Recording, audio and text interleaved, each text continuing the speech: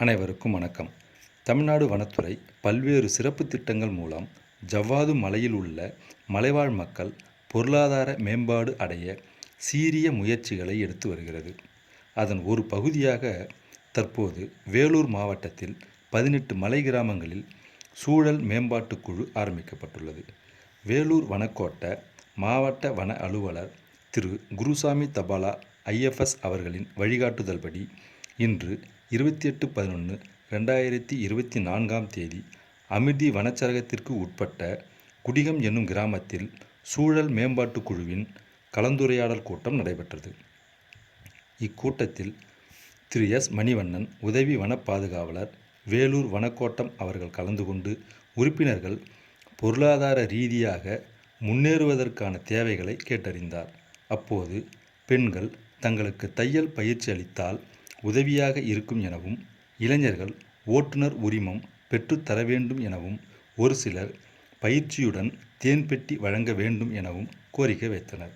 அதனைத் தொடர்ந்து பேசிய உதவி வன பாதுகாவலர், வனத்துறையின் மூலம் தங்களுக்கு தேவையான உதவிகள் வழங்கப்படும் எனவும், வனத்தையும் வன விலங்குகளையும் மலைவாழ் மக்களாகிய நீங்கள்தான் பாதுகாக்க வேண்டும் எனவும், சுற்றுச்சூழலின் அவசியம் குறித்தும் எடுத்துரைத்தார்.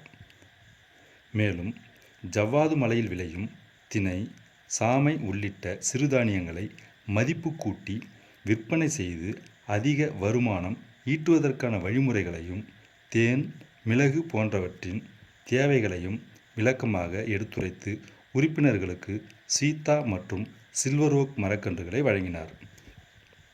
இந்நிகழ்ச்சியில் வனச்சரக அலுவலர் திரு P. பிரபாகரன், வனவர் திரு R. ஆனந்த செல்வகுமார், வனக்காப்பாளர்கள் திரு S. ஸ்ரீவெங்கடேஷ், திரு C. ஜீவா, திருமதி K. பொன்னி, வனக்காவலர் திருமதி D. முத்தம்மாள் ஆகியோர் பங்கேற்றனர். சமூக கல்வி மற்றும் சுகாதார இயக்க அறக்கட்டளை எனும் தொண்டு நிறுவனத்தின் இயக்குனர் திரு S. எட்வர்ட் உதயகுமார் அவர்களால் இந்நிகழ்ச்சி ஒருங்கிணைக்கப்பட்டது. மாற்றம் ஒன்றே மாறாதது என்பதற்கு ஏற்ப ஒரு நல்ல மாற்றத்தை உருவாக்க வனத்துறை முயன்றுள்ளது. வெற்றி விரைவில் கிட்டும் என்று நம்புவோம். நன்றி, வணக்கம்.